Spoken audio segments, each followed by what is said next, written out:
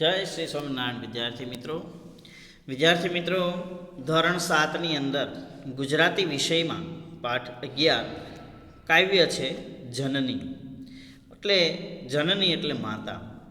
તો માતાનું એક મહત્વ વાત્સલ્ય દર્શાવતી વાત કરવામાં આવી છે. તો વિદ્યાર્થી મિત્રો, આપણે જનનીના કવિ છે બોટાદકર. એનો જન્મ થયો છે 1870માં અને એમનું મૃત્યુ થયું છે 1924માં.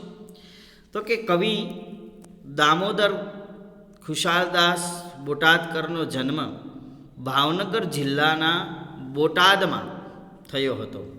તેમણે માત્ર 6 ધોરણ સુધીનો જ અભ્યાસ કર્યો હતો, છતાં સંસ્કૃત ભાષા ઉપર તેમનું સારું એવું પ્રભુત્વ રહ્યું હતું.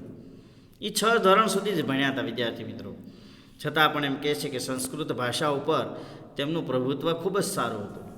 એમનું મુખ્ય સર્જન કવિતા ક્ષેત્રે રહ્યું છે. રાસ તરંગિણી, કલ્લોલિની, સ્ત્રોતસ્વિની, નિર્ઝરિણી, શૈવલિની વગેરે તેમના મહત્ત્વના કાવ્ય સંગ્રહો છે. આ કવિએ પ્રકૃતિ અને ગૃહ જીવનની ભાવનાના સુંદર કાવ્યો આપ્યા છે. તેઓ યોગ્ય રીતે જ સૌંદર્યદર્શી કવિ તરીકે ઓળખાય છે. જનની ગુજરાતી ભાષાનું એક નોંધપાત્ર કાવ્ય છે. માતાના પ્રેમની તોલે બીજા કોઈનો પ્રેમ આવતો નથી. એ મુખ્ય ભાવની આજુબાજુ આ રચના ગૂંથાય છે. કાવ્યનું લય માધુર્ય અનેરું છે. સંસ્કૃત કવિતાઓએ પણ માતૃપ્રેમને સ્વર્ગના પ્રેમથી ચડિયાતો લખ્યો છે. સરસ વિદ્યાર્થી મિત્રો, આમાં જનનની વાત કરવામાં આવી છે. તમે ઘણીવાર આનું ગાન કરતા હશો કે મીઠા મધુને મીઠા મેહુલા રે લોલ, એથી મીઠી તે મુરી માતા રે, જનનીની જોડ સખી નહીં જડે રે લોલ. આવું સરસ મજાનું આ કવિ બોટાદકરે લખેલું છે કાવ્ય. આવું સરસ મજાનું ગાન તમે ઘરે કરજો આવા તાલ સાથે. હવે આપણે આ કાવ્યની સમજૂતી મેળવીએ. આપણને કહે છે કે મીઠા મધુને મીઠા મેહુલા રે લોલ, એથી મીઠી તે મોરી માતરે, જનનીની જોડ સખી નહીં જડે રે લોલ. વિદ્યાર્થી મિત્રો, મધ, મીઠા મધુ એટલે કે મધ જેવું મીઠું હોય છે.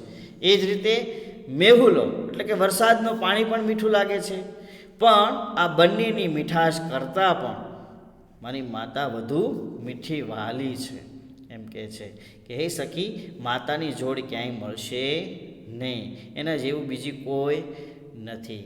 સરસ મજાનું આપણને પહેલી પંક્તિમાં કીધું કે ભાઈ મીઠું મધ હોય છે, મીઠું મેહુલાનું પાણી હોય છે, પણ એથી પણ વધારે મીઠી માતા છે. એમ કહે છે પ્રભુના એ પ્રેમ તણી પૂતળી રે લોલ, જગથી જુદેરી એની જાત રે, જનનીની જોડ સખી નહીં જડે રે લોલ. એમ કહે છે કે પ્રભુના એ પ્રેમ તણી પૂતળી, માતા તો પ્રભુના પ્રેમની એક પૂતળી છે. દુનિયામાં એની જાત તો સૌથી જુદી છે. એમ કહે છે દુનિયાની જાત તો એનાથી બધાથી જુદી જ છે. આવી માતા છે જનની, આવી જોડ ક્યાંય મળે નહીં.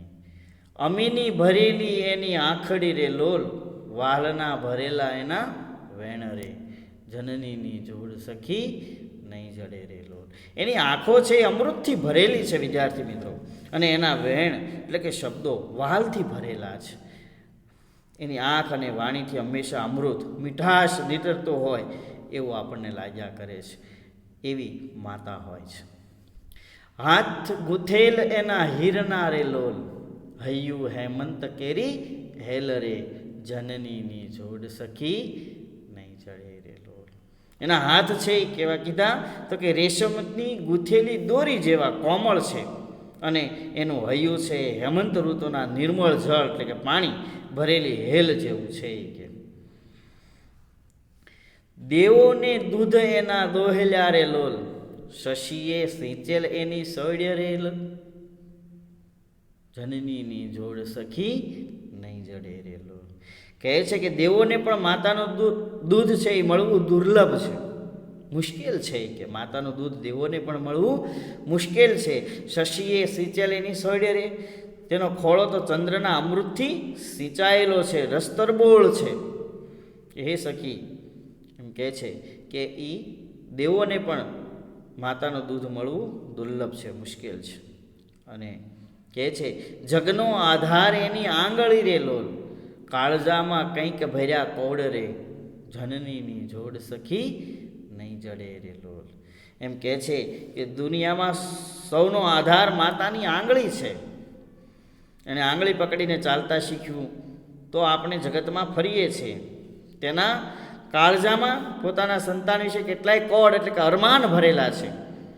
એમ કહે છે કે એના અરમાન ભરેલા છે, તેના હૈયામાં પોતાના બાળકો માટે ઉજળી આશાઓ હોય છે.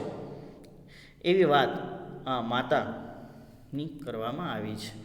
પછી કહે છે કે ચિતડું ચડેલ એનું ચાકડે રે લોલ, પળના બાંધેલ એના પ્રાણ રે, જનનીની જોડ સખી નહીં જડે રે લોલ.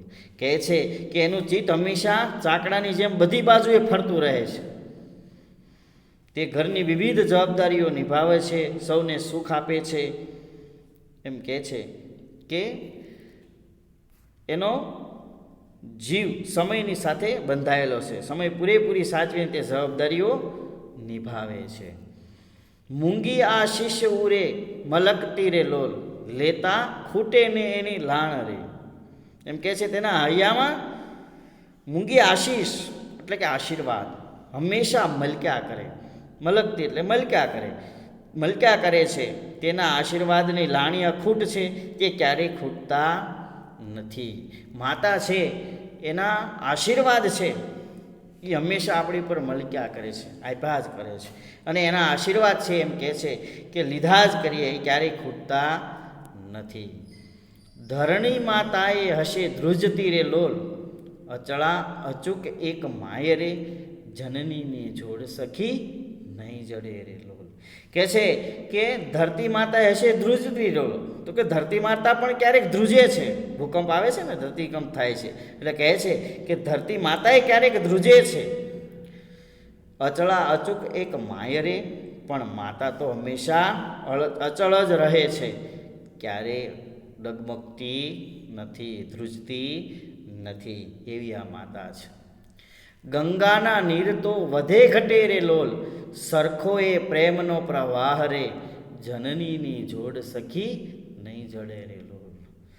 એ કહે છે કે ગંગાના પાણી, નીર એટલે પાણી, તો કે ગંગાના પાણી તો વધઘટ થતી રહે છે, વધે ઘટે એવું થયા કરે, પણ માતાનો પ્રેમ પ્રવાહ હંમેશા એક સમાન રીતે વહે છે. ગંગાનું પાણી છે કે એમાં વધઘટ થઈ શકે, પણ માતાનો પ્રેમ છે એ સરખો જ એક સમાન હંમેશા વહે છે. વર્ષે ઘડીક વ્યોમ વાદળી રે લોલ, માડીનો મેઘ બારે માસરે, જનનીની જોડ સખી નહીં જડે રે લોલ. શું કહે છે કે વાદળી તો થોડી વાર વરસીને અટકી જાય છે. વર્ષે ઘડીક વ્યોમ વાદળી, વ્યોમ એટલે આકાશ, આકાશની વાદળી છે. એમ કે વાદળી તો થોડી વાર વરસીને અટકી જાય છે, પણ માડીનો મેઘ બારે માસરે, પણ માતાનો પ્રેમરૂપી વરસાદ છે સંતાનો પર કાયમ વરસતો રહે છે. એ ક્યારેય બંધ થતો નથી, કાયમ માટે વરસતો જ રહે છે.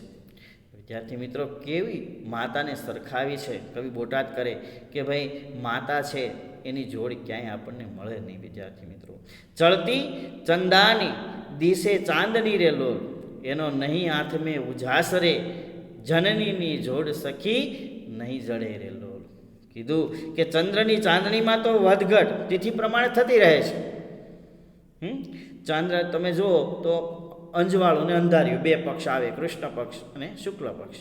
તો ચંદ્રમા છે એમાં વધઘટ થાય, તિથિ પ્રમાણે વધે છે અને ઘટે છે, પણ માતાનો પ્રેમનો ઉજાસ પ્રકાશ છે ક્યારેય આથમતો જ નથી. એનો પ્રકાશ અવિરત પ્રમાણે વહ્યા જ કરે આપણી પર. તો કે હે સખી, માતાની જોડ ક્યાંય મળશે નહીં.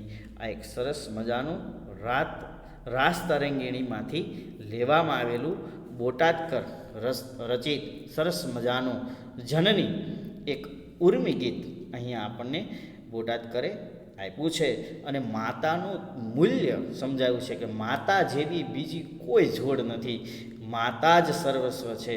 બધાની સાથે એણે સરખાવવાનો પ્રયત્ન કર્યો, પણ માતાથી વિશેષ કાંઈ નથી. એવું આ કાવ્ય દ્વારા કવિ બોટાદકરે આપણને માતાનો મહિમા અને માતાનું ની સાથે કોઈ તુલ્ય નથી થઈ શકતું એવી વાત આ બોટાદકરે આપણને કરી છે.